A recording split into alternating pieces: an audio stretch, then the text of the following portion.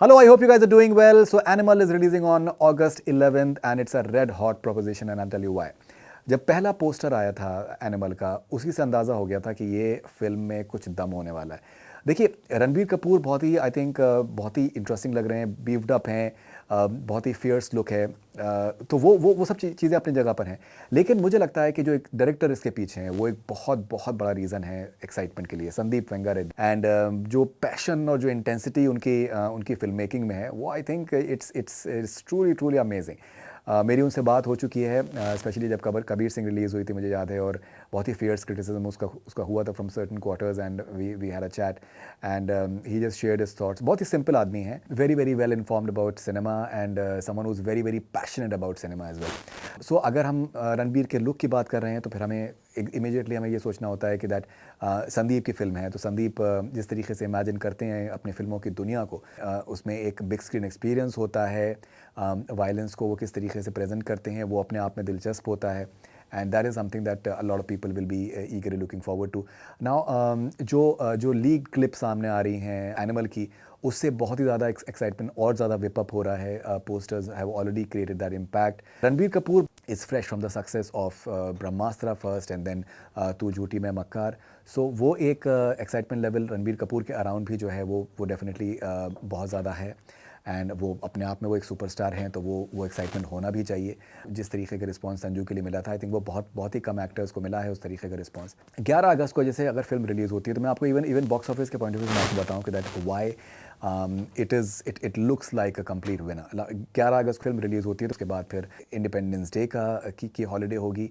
सो एक extended weekend एक मिलेगा और फिर फिल्म में अगर एक रिपीट वैल्यू होती है जो कि एक्सपेक्टेड है, बिकॉज संदीप का एक आई थिंक बहुत ही बड़ा जो स्ट्रेंथ है, बहुत बहुत बड़ी स्ट्रेंथ है, वो म्यूज़िक भी होता है। He has a very very strong I think hold over music. तो वो भी एक फैक्टर होता है। उसके बाद फिर रणबीर कपूर हो गए और जिस तरीके के बाकी स्टार कास्ट है, they very interesting. So this looks like a winner.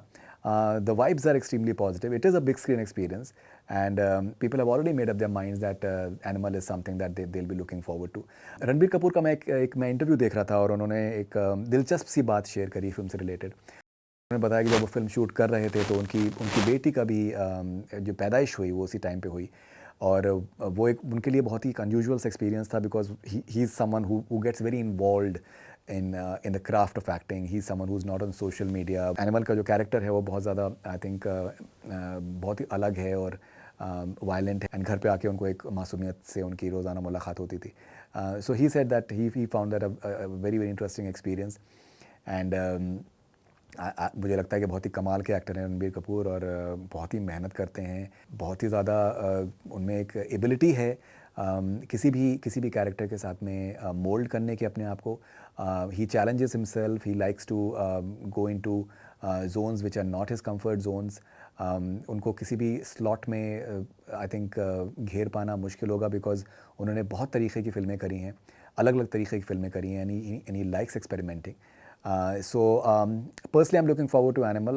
It's a film that definitely is going to be a big screen experience. और certain फिल्में होती हैं जिनके बारे में आपको वाइब मिल जाता है, that ये फिल्म जो है वो हम देखना चाहेंगे बड़े पर्दे पर, and it's going to work in a big way. So what are your thoughts on Animal? आपको क्या लगता है कि that ये फिल्म जो है बड़ा बिजनेस करेगी?